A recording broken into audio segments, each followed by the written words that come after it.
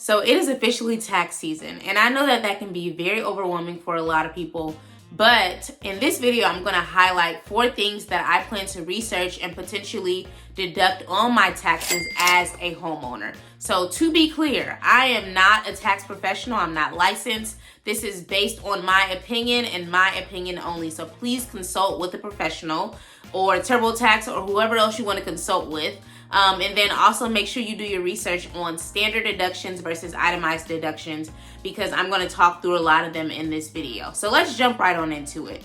The number one thing that I plan to deduct is my mortgage interest. So this is officially titled a mortgage interest deduction. That is what the IRS calls it. And it basically allows you to deduct a portion of the mortgage interest that you paid. So if we think about how a mortgage is structured, it's principal, which is, the main amount that actually goes towards lowering your mortgage. There's interest, which is the interest rate that you're charged, and obviously that's a couple of $100s on top of the principal. There's taxes, which are property taxes. We all have to pay them. And then there is insurance, homeowners insurance. And then there's PMI, depending on if you have conventional or not. So with mortgage interest, again, everyone has to pay it if they have a loan or a mortgage of some sort. And for the year of 2022, you can actually deduct up to $750,000. Like your loan can be up to 170.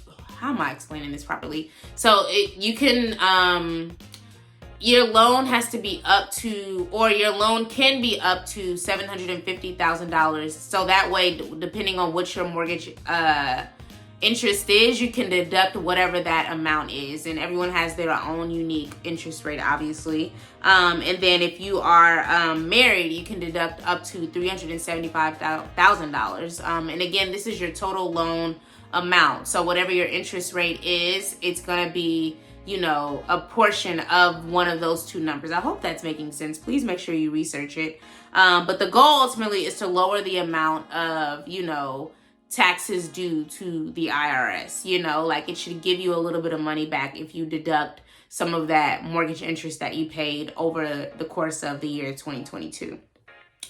Number 2 is not applicable to me because I have not bought recently. I've been here for a while, but if you have bought recently and you utilize discount points, that is also something that you can, deduct. And again, this is dependent on standard versus itemized. But if you don't know what discount points are, think of them as discounts that apply to your interest rate. So one discount point can potentially lower your interest rate by a certain percentage. Usually it's 1%, sometimes it's a little less. It's really dependent on the lender and how they kind of structure their discount points. But the goal of them is to basically lower your interest rate, and you usually would pay that prior to you closing on your home, which means that, you will pay it before you get the keys, essentially, and all the paperwork is signed and stuff like that.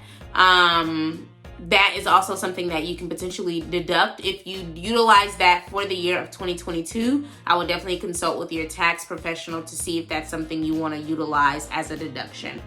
Number 3 is property taxes. Again, we all pay them. Whether you have a loan or not, we all have property taxes. And I feel like I've highlighted a video about homestead exemptions. Actually, I think that's on TikTok. So I'm going to link my TikTok in the description. I have a video on homestead exemptions. I'm not going to focus on that today.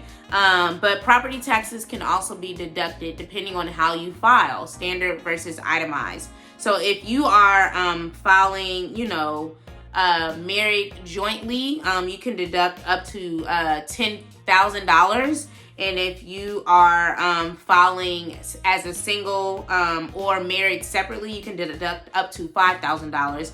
And that's the itemized route.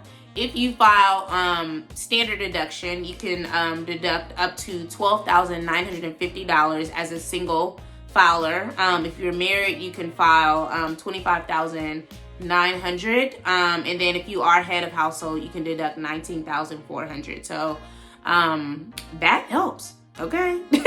Every little bit helps. That's not saying you're going to get all of that on your tax returns. Let's be clear. The goal is to lower your tax burden. And that's what all of this is doing. It's lowering the amount of taxes that you owe. as a citizen of the United States.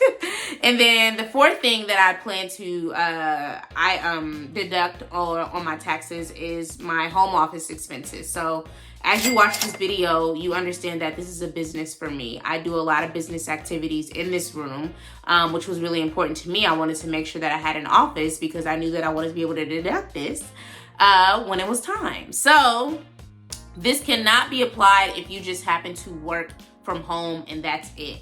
Like, you have to do business activity here. As you can see, I'm recording a video. On the other side of this, recording is a whole desk setup where I'm literally typing all day, every day as it relates to business. So that's something that I'm gonna be deducting as well on my expenses. Make sure you research that. Again, it's not solely for just being a remote worker. Like, there has to be business activity happening in that space in your home. It doesn't have to be an office per se, but if there's a certain space where you only do business related work, I would look into that.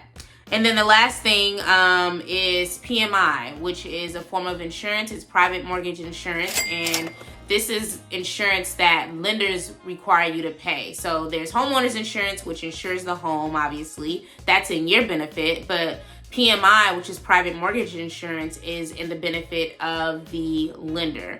And if you have an FHA loan, they call it something else. Mortgage. I have to think of the name and I'll put it across the screen. I have a conventional loan, but I have been researching FHA loans as well. They call it something different, but it's the same process. But as far as deductions, only PMI can be deducted, which is usually associated with a conventional loan and not an FHA loan. So in order to take advantage of the PMI, deduction, you have to file your taxes from an itemized perspective and not a standard deduction perspective. So that is it for tax deductions for homeowners that you should research, consider, and talk to your professionals about. This is solely for home ownership. If you are an investor, I cannot wait to record a video about all of the tax credits and deductions you get as an investor, but that's not what this video is about. So let's recap the four that I highlighted. Number one is mortgage interest deduction. So you can deduct a portion of the interest paid on your interest, your interest rate that you pay towards your loan. Two is discount points. So if you happen to purchase them during your purchase process, your closing process, that can also be deducted. So you want to make sure you talk with your professional or TurboTax about that. Three is property taxes. And again, that number differs depending on if you do standard deduction versus itemized. And then four is home office expenses. So, if you have a separate space where you handle business work only, definitely look into the home office expenses deduction. And then lastly is PMI, which is private mortgage insurance. If you have a conventional loan and you put down less than 20%, you likely have private mortgage insurance. So if you happen to file from an itemized perspective, you definitely want to make sure you take advantage of that.